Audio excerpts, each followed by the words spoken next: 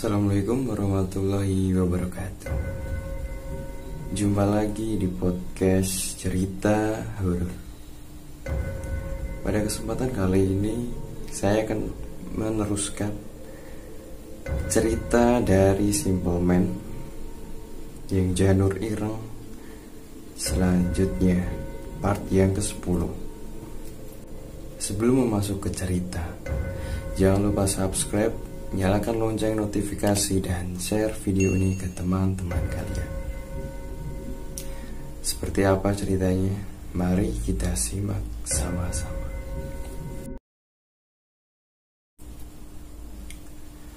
Sugi berniat untuk tidur. Hari ini ia banyak menghabiskan tenaga di kebun. Meski seringkali wanita itu, Lasmini, masih suka mencuri pandang kepada dirinya. Ia tak pernah suka dengan wanita itu, meski mimik wajahnya tenang. Namun Sugi merasa ia memiliki sesuatu yang lain, sesuatu yang sewaktu-waktu bisa menghabisi dirinya. Sugeng mengatakan mobil untuk dirinya mengantarkan Tuan Sabdo akan datang esok pagi. Hal yang masih sulit Sugi percaya bahwa Tuan Arjo mempercayakan anak bungsu kepadanya. Setelah mengabdi sebagai tukang kebun, kini Sugi patut berbangga akan menjadi sopir pribadi untuk Tuan Sabdo. Bagaimanapun mereka sudah menuruti Tuan Arjo untuk melakukan gado dajar, sebuah ritual sumpah darah yang sudah mereka lakukan saat melahap otak kambing mentah-mentah bersamaan dengan jeroan perut kambing, bersama dengan Tuan Sabdo sendiri. Dengan ini mereka telah mengikat sumpah sebagai saudara meski tak pernah terikat dengan ikatan darah. Di tengah tidur, tiba-tiba Sugi merasa sesuatu perasaan yang tidak enak. Perasaan yang membuatnya tidak tenang. Ia terbangun dari tidurnya, lalu melangkah keluar kamar.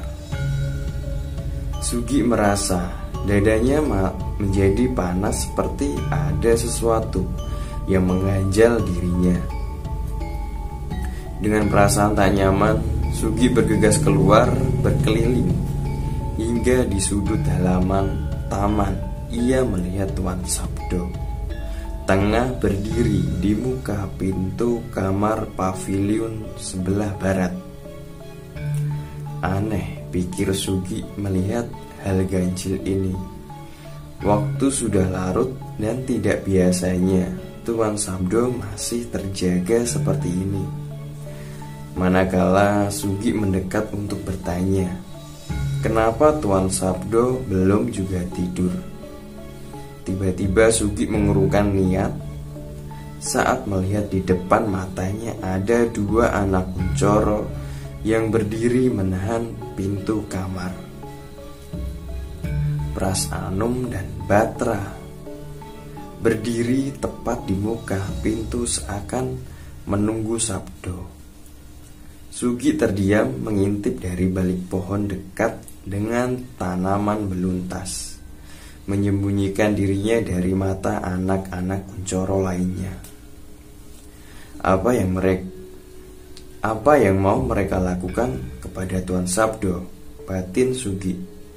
Dengan tatapan berdiam mengamati, Sugi melihat Pras Anom yang paling tinggi sekaligus paling kekar memegang kedua tangan Sabdo sebelum membiarkan saudaranya Batra memukul wajah Sabdo berulang-ulang kali. Sugi ingin bergerak menolong Tuan Sabdo, namun ia ingat pesan dari Sugeng, tak sepatutnya bagi abdi untuk ikut campur dalam urusan keluarga. Sugeng pernah menegurnya. Semenjak kejadian itu, Sugi tak lagi berani mendekati keluarga-keluarga kuncoro yang misterius. ia memilih untuk berdiam diri dan melihat Tuan Sabdo dipukuli. Sugi merasakan gejolak dan amarah. Mungkin hal itu yang juga Tuan Sabdo rasakan tatkala ia melihat bagaimana perlakuan dua saudara Kuncoro ini terhadap Tuan Sabdo. Tak lama setelah pemukulan itu, simbah darah dari wajah Tuan Sabdo menetes keluar dari mulut dan hidung.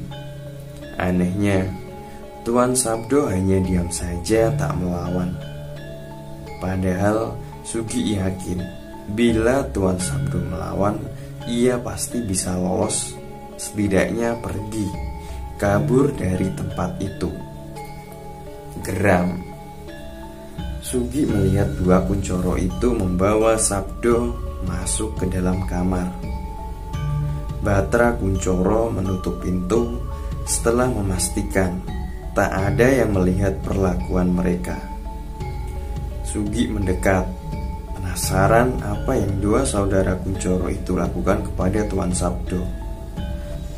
Namun sial betul, Sugi tak bisa melihat karena pintu dikunci.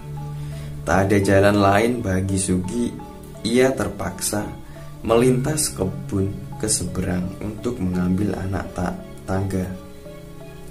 Hanya ada satu cara untuk bisa melihat apa yang terjadi di dalam sana.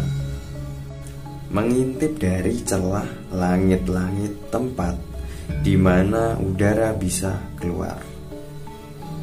Sugi beruntung menjadi tukang kebun membuatnya tahu seluk-beluk bangunan ini dibangun.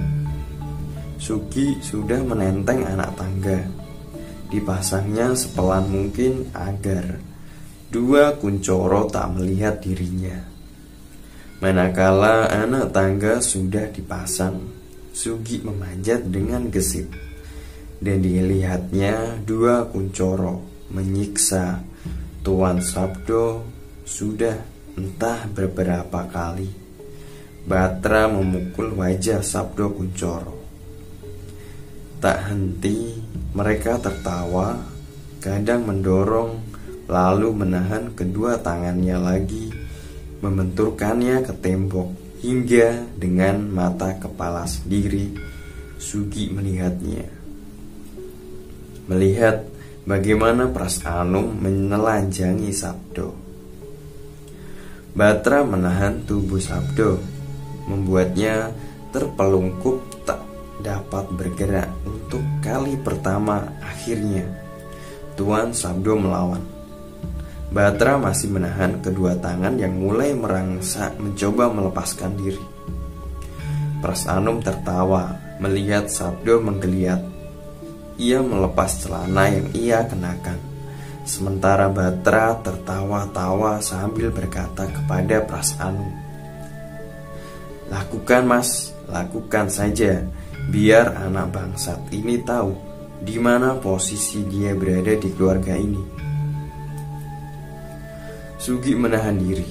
Ia tak tahu apa yang akan dilakukan oleh Pras Anum, yang kini melepas celana milik Sabdo. Mereka bersama-sama bertelanjang. Bangsat, batin Sugi. Ia sudah tak sanggup menahan gejolak amarah melihat Tuan Sabdo diperlakukan layaknya binatang. Namun tetap saja Sugi tak bisa melakukan apa-apa. Dan malam itu Sugi tak dapat menolak bahwa ia menjadi saksi bejat perlakuan dua saudara Kuncoro terhadap saudara bungsu mereka. Terpikir di kepala Sugi, apakah dua bangsat itu tahu bahwasanya mereka sama seperti Sabdo?